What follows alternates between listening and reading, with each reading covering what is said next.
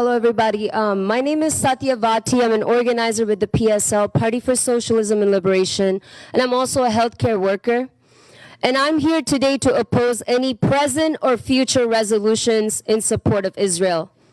Any resolution that declares unwavering support for Israel is in reality your unwavering support for racist apartheid, colonialism, illegal occupation, and terrorism towards the Palestinian people.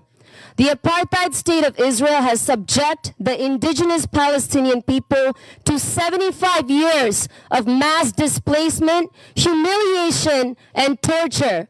People with any sense of history know that Hamas is an excuse to finish the ethnic cleansing that the Zionist project started a century ago. The Israeli state is the terrorist organization you commissioners should be condemning. And I cannot fathom by what standard of morality one can talk about the right to self-defense of a colonial state that has committed acts of terror towards Palestinians for 75 years. The initial resolution shows how little you think of Palestinians because you make no mention of them at all in the despicable resolution that belongs in a trash can. And if you have any real humanity in you, you would stand with the thousands of people and children who are being bombed and killed by Israel right now in their homes, hospitals, schools, mosques, churches in Gaza and the West Bank with no end in sight. And instead, you choose to stand with the colonizers over the colonized, with the oppressors over the oppressed. But the world stands with Palestine.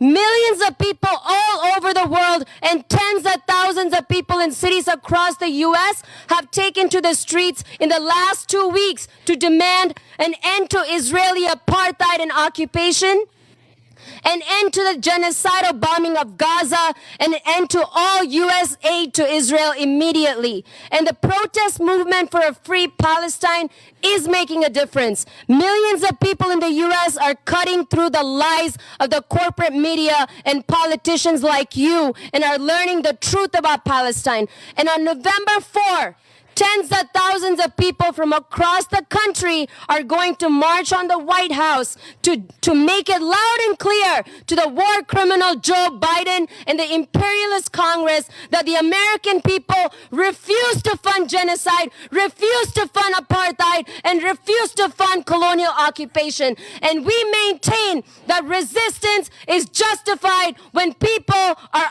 occupied. We will never condemn the resistance of colonized people against colonialism. And there can be no peace without justice.